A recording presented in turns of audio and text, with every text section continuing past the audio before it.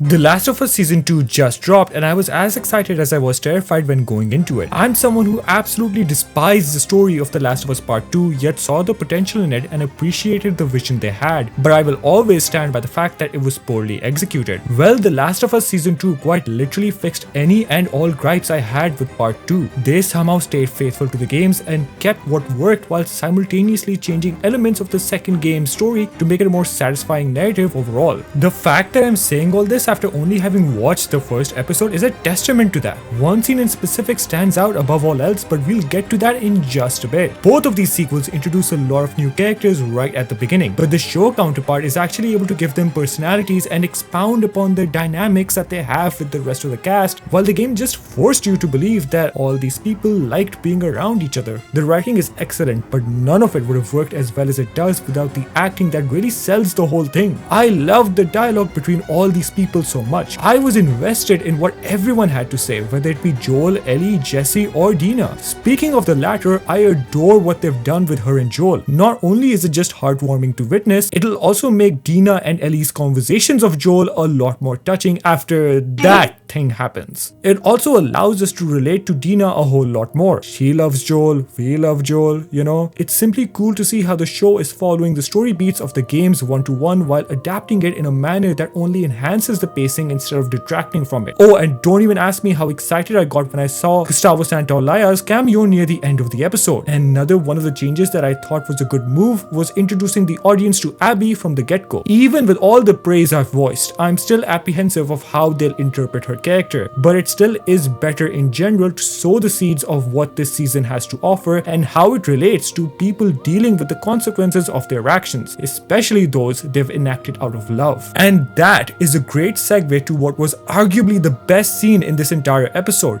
that being when Joel goes to therapy. I already know a lot of people are going to be pissed about this for whatever reason, whether it be those that think therapy is redundant or those that think Joel is someone that would never go to therapy, when season 1 already showed us how this iteration of Joel is more in tune with his emotions than the one from the games. Not that either Joel is superior to the other, of course. But anywho, people that don't like the therapist clearly don't get the concept. The reason that this scene is just so well put together is because of how it is able to set up the overarching plot of the season and make it more digestible by dropping hints of how Joel's decisions and actions have affected others, while also B, giving us a side of Joel that we have never seen before, a face that isn't as rigid as the one we've seen from the games. Both of these Joels would choose to save Ellie time and time again. However, game Joel took a long while to see why his decision to leave with Ellie hurt her and took away from her autonomy. Over here, Joel is in denial of what he's done. He would do it all over again without a second thought, yes, but the layer of depth that has been added to his character changes the entire narrative structure around him. Joel knows deep down that what he did was catastrophic, not just for Ellie, but so many others as well. That paired with the therapist's dialogue about Eugene conveys to the audience what the mood and atmosphere are going to be like for the next few episodes. What would you do for love? How far would you go for it? All that Joel has done is simply the consequence of loving, but there are others, Abby, Eugene, Dina, that all love as well. To conclude, I'm excited to see where this story goes. The new stalker subplot that they're setting up has me intrigued, and I'm sure they'll do more with Eugene as well. This episode already hurt. When Joel cried, when Ellie lashed out, when she walked past him at his porch. But that's the point.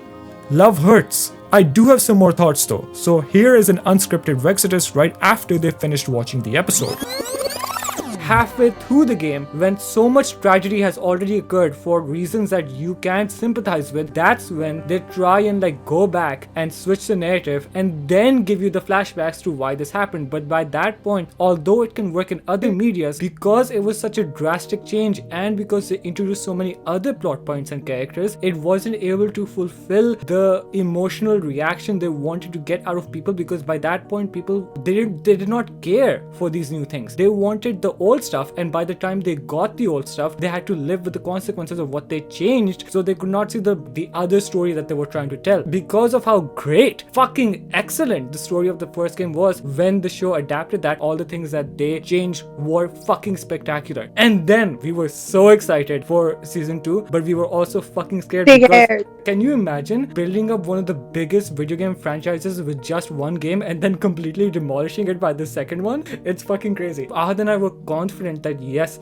maybe if they decide to make some changes, then it can be a good story. Already by the first episode, they were able to change so much that already makes it so much better, because one of the very valid complaints in the second game was that they introduced a lot of new characters and they wanted them to have like a good relationship with the old characters, but they never showed that. They just introduced them and they were like, hey, these two are besties and they love each other and all that. We were like, we didn't see that. And that was disappointing, given that the first game is all about taking a whole ass game and using that time to build up these relationships and then show us why they love each other. And for them to just introduce all these characters in the second game and be like, hey, they love each other without any reasoning for doing so, gave them no chemistry. Over here, they're fucking showing us what their chemistry is. They're talking and they're still progressing. They've already been introduced. Yes, they exist within the world. Yes, but they're getting closer to the characters as the episode goes on. The dialogue between them feels so natural. It feels like, oh my god, I can see why they got close in the first place, and I can see why they would want to be closer in the future. All these characters are interacting and the dialogue makes you understand, okay, yeah, I see why they're there. I can see why that is happening.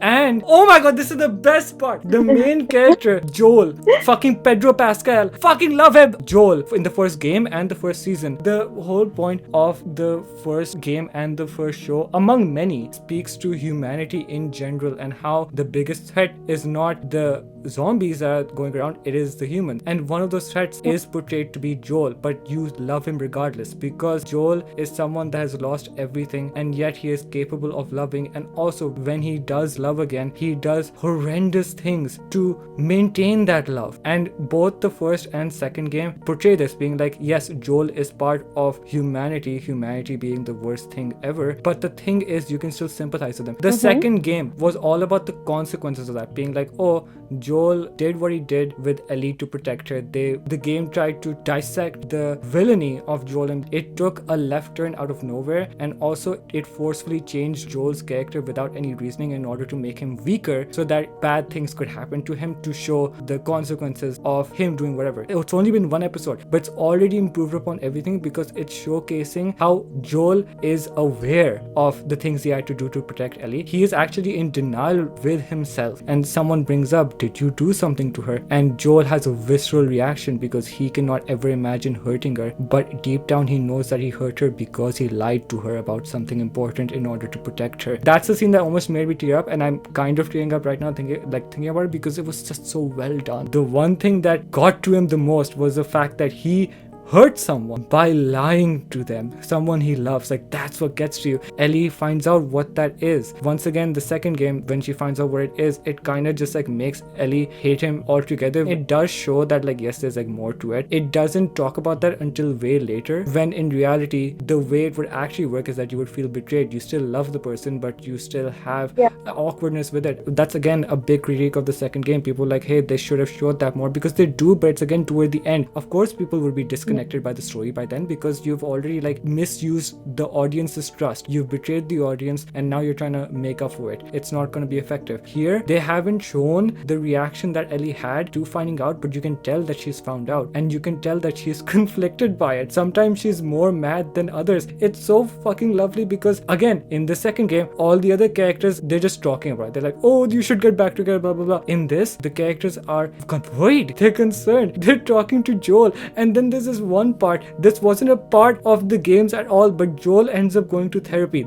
The second game also does a horrible job at making Joel face his consequences, because to him he can justify everything, and that's a good character flaw, yes, but it doesn't go anything past that. And of course the audience loves Joel because he is flawed. I love Joel because he's flawed. One thing that they do in the season, in this first episode, is that they show him going to therapy, which is something he would never do. I can already tell, by the way, that people are going to be upset about the fact that, oh, Joel's a man, why is he going to therapy? Shut the fuck up. It's a new story, it's a retelling of it, plus he should go to therapy, everyone should go to therapy. But anyway, and you can tell that the therapist is off. It's their fifth session. She's very weird and off-putting. You're like, okay, weird character, it's the apocalypse, maybe she doesn't have the emotional capacity to deal with a client. But during the therapy session, the therapist gets drunk and drops the fact how Joel killed her husband. And I What? fucking love that, because then the therapist goes on to say, she's like, I could only ever tell you this when I'm drunk, and I have to admit this so that I can heal as well. But I completely understand. And the therapist's acting is also really good. By the way, I forgot her actress, but she's a brilliant actress. She was in Schitt's Creek.